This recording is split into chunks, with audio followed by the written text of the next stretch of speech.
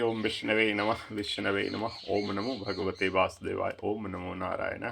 आइए आज कामदा एकादशी है, इस व्रत कथा का महात्म्य सुने।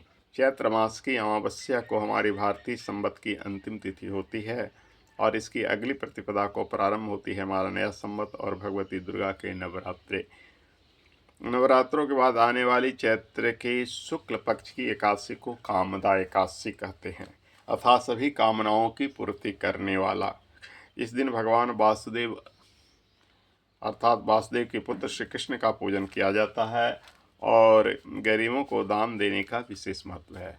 कामदा एकादशी का व्रत जो करते हैं, सुनते हैं, कथा या सुनाते हैं, उनको सभी मनोकामना की पूर्ति होती है, समस्त कामनाएं पूर्ण हो जाती है। तो आइए सुनिए कामदा एकादशी व्रत। पहले भगवान श्री हरि विष्णु का ध्यान करें। शांताकारं भुजंगशयनं पद्मनाभं श्रीशं विश्वाधारं गगनसदृशं मेघवर्णं शुभांगं लक्ष्मीकांतं कवनेनं योगविद्याङ्गम्यं वन्दे विष्णु भवैरं सर्वलोकैकनाथं। बोलिए श्री हरि विष्णु भगवान की जय। पुलकित मन से भगवान श्री कृष्ण को कोटि कोटि नमस्कार करने के बाद धर्मराज युधिष्ठिर ने भगवान श्री कृष्ण से प्रार्थना की कि हे भगवान, हे महाराज, अब मेरी इच्छा चैत्र मास के शुक्ल पक्ष की एकादशी के नाम, महात्म, पूजा विधान आदि के बारे में विस्तार पूर्वक जानने की है। तब भगवान श्री कृष्ण ने कहा कि हे राजन, यही प्रश्न एक बार महाराज दिलीप ने महर्षि वशिष्ठ को से पूछा था।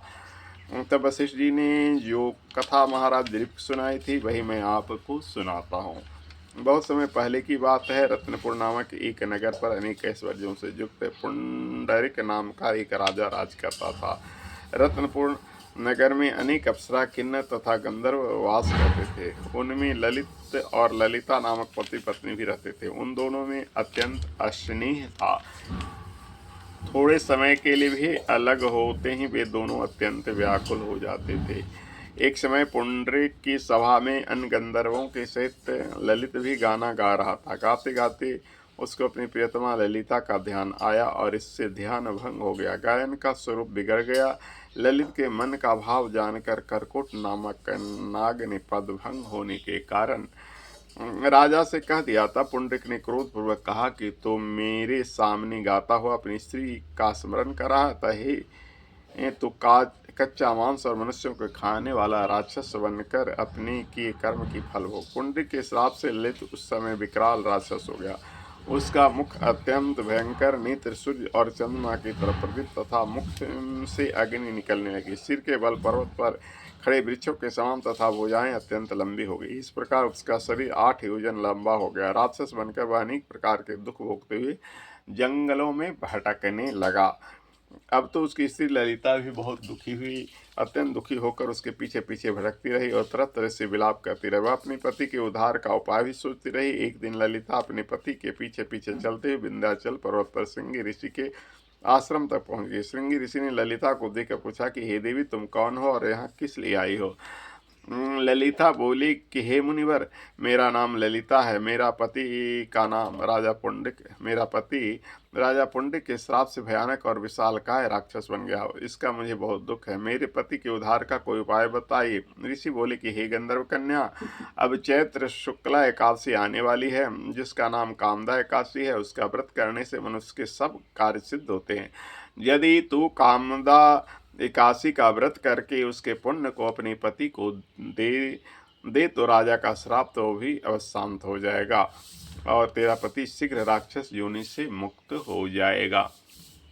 चैत्र शुक्ला एकादशी यानी कामदा एकादशी आने पर ललिता ने व्रत किया और द्वादशी को ब्राह्मणों के सामने अपने व्रत का फल अपने पति को देती हुई भगवान श्री हरि विष्णु से प्रार्थना करने लगी कि हे प्रभु, मैंने जो यह व्रत किया है इसका फल मेरे पति देव को प्राप्त हो, जिससे वह राक्षस योनि से मुक्त हो जाए। एकादशी का फल देते ही उसका पति राक्षस योनि से मुक्त होकर अपने पुराने स्वरूप को प्राप्त हुआ और अनेक सुंदर वस्त्राभूषणों से युक्त होकर ललिता के साथ विहार करने लगा। उसके पश्चात वे दोनों एक दिव्य विमान पर बैठकर स्वर्गलोक को चले गए। वशिष्ठ मुनि ने कहा कि हे राजन, इस व्रत को विधिपूर्वक करने से समस्त पापों का नाश हो जाता है तथा राक्षस आदि योनि भी छूट जाती है। संसार में इसके बराबर और कोई दूसरा व्रत नहीं। इसकी कथा पढ़ने या सुनने मात्र से ही वाजपेयी यज्ञ का फल प्राप्त होता है। ओम शशंख चक्रम सकीट कुंडलम सपीत वस्त्रम सरशीरुहे क्षणम सहार वक्षस्थल कौस्तुभ श्रियम नमामि विष्णु शिरसाम चतुर्भुजाम। श्री हरि विष्णु भगवान की जय। श्री कृष्ण गोविंद हरे मुरारी हे नाथ नारायण वासुदेव गोविंद जय जय गोपाल जय जय राधा रमन हरि गोविंद जय जय। हरे राम राम राम हरे हरे कृष्ण कृष्ण हरे श्री राम जय